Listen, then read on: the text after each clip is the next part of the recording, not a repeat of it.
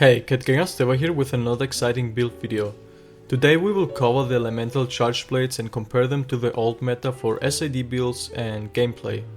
I'm also going to cover status charge plate, but things get a little bit different there, so I soon will start working on it. As you all know, we have the new SAFI armor, which will be insanely good for S.A.E.D gameplay. It's basically straight an upgrade from Namiel's armor. The skill True Dragon Vein Awakening will give you 150 base element and a 40% affinity while your weapon is out. So it's way more constant than Namiel since it's 100% of the time active, but also makes weakness exploit or crit eye useless. Let's get straight to the S.A.E.D builds and afterwards compare every element to our old one to see which one got an upgrade because some didn't.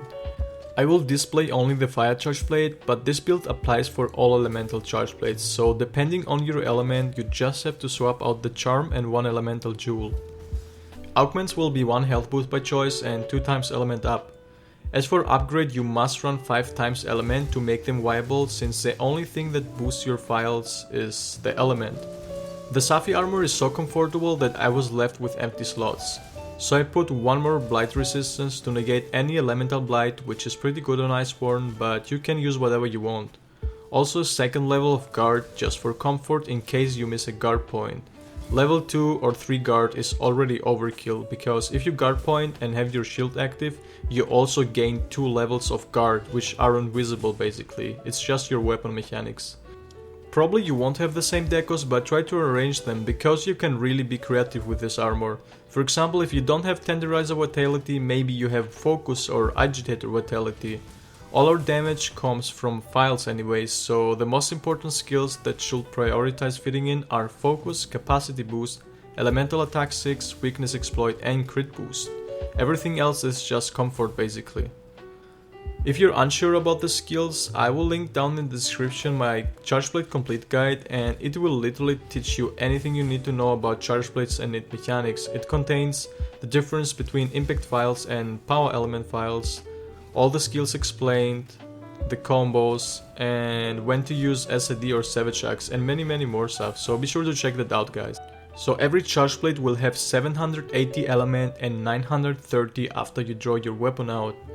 I gave the same augment treatment for everything, 1 health regen and the rest filled with element to have a fair comparison. Let's see now if SAFI charge plates can compete with our current strongest power element charge plates that can reach the highest element. SAFI fire is 930 versus 830 on Glavenus. For fire, SAFI clearly wins. 800 element is a huge difference. Since files are pure elemental damage, even 50 more element does a significant amount of difference on your damage during the fight. On Dragon we had the overpowered Valhazak charge plate, which reaches a total of 920 element. This gets beaten by only 10 element and an irrelevant amount of raw damage. Sharpness is about the same, at least we can go away from the bone weapons now, even if it's just 1% increase or 5% decrease overall damage. As for Ice, we have the Beotudus charge plate, which does have 1030 element. So as for Ice charge plate, the Beotudus does win easily against SAFI on S.A.E.D gameplay. You straight get about 10% more elemental damage. But we already know it, Dragon and Ice were always broken elements in the game. Even on baseball, Kiar Ice was literally so strong you were using it against 2-star Ice Weak monsters and still had the fastest times. On Thunder we have the Kadachi, which reaches about 20% more element than Sinogres, so it's far superior, and we have a total of 850 element. Once again SAFI wins in raw but as well in element. This makes one viable copy-pasted bone weapon less in the game. Our last charge plate is the Urantotus, which is the only water power element fire charge plate. It reaches 890 elements, so it barely gets beaten by SAFI. It had blue sharpness though, so you're going to get as well more melee damage. Overall, we can say we got an upgrade again on all charge plates except the Beotudus. The Beotudus continues to be the king of ice, especially on matchups like Odogaron or Diablos, where your files just melt them away. Or should I say, freeze them away.